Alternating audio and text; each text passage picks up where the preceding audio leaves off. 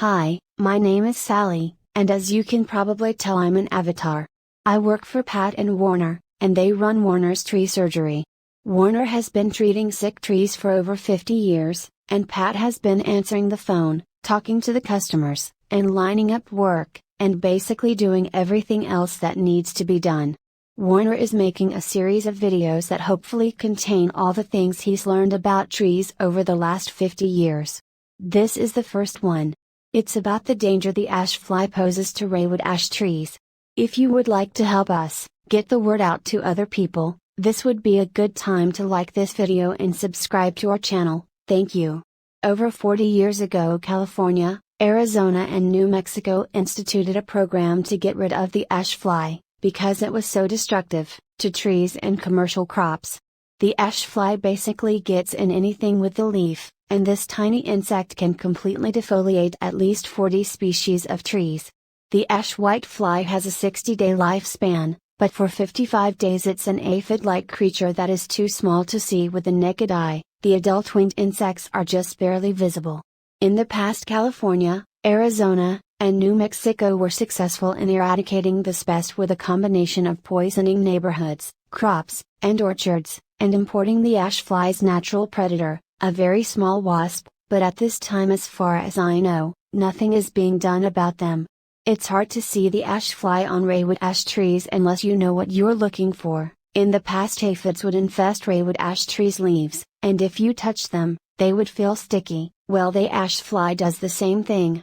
So, if your Raywood ash tree's leaves are sticky and you live in Maricopa County, Arizona, you probably have the ash fly. The difference between the ash fly and the aphids is the ash fly will turn the Raywood ash leaves white, and if you know what you're looking for, before that happens, the top leaves of the Raywood ash tree will look a little weird. So, if you see your neighbor's trees with a few of their branches turning white, this is probably caused by a boring insect that's went completely around a particular branch, or it's caused by the ash fly. In order to control the ash fly, you need to poison the trees.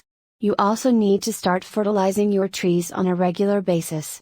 I'm going to tell you which poison to use in a minute, but first you need to understand that the poison I recommend has nitrogen in it, and too much nitrogen is bad for trees.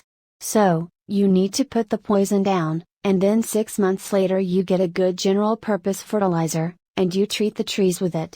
If you live anywhere within 30 miles of Mesa, Arizona, you need to get Warner out to treat your trees with something that will kickstart their immune system. You see, every cell of every plant has enzymes that dissolve fungus, bacteria, and viruses, and because the ash fly has been in your trees, those enzymes have been depleted. So, Warner needs to inject medicines into the tree that will kickstart the healing process right away. You can protect your trees by treating them with Bio-Advanced Tree and Shrub, which you can get at Home Depot. This is a terrible poison, is so bad it was taken off the market for professionals to use, but thanks to some sneaky politicians, it was grandfathered in, so a 10-year-old kid can walk in and buy all he wants. Anyway, if you know it's toxic, you'll be fine, just don't go sticking your hands in it and licking your fingers. If you're careful, and a little bit afraid, it's safe to use.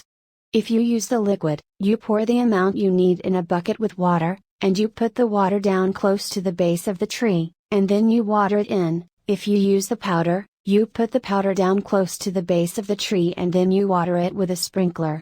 If a little dog licks it up before it's dry, it will kill the little dog.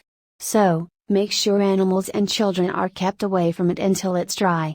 You only need to put it down once a year, and in 3 years, if you do it yearly, you will not only get rid of the ash fly, but it will also get rid of all the boring insects in a tree.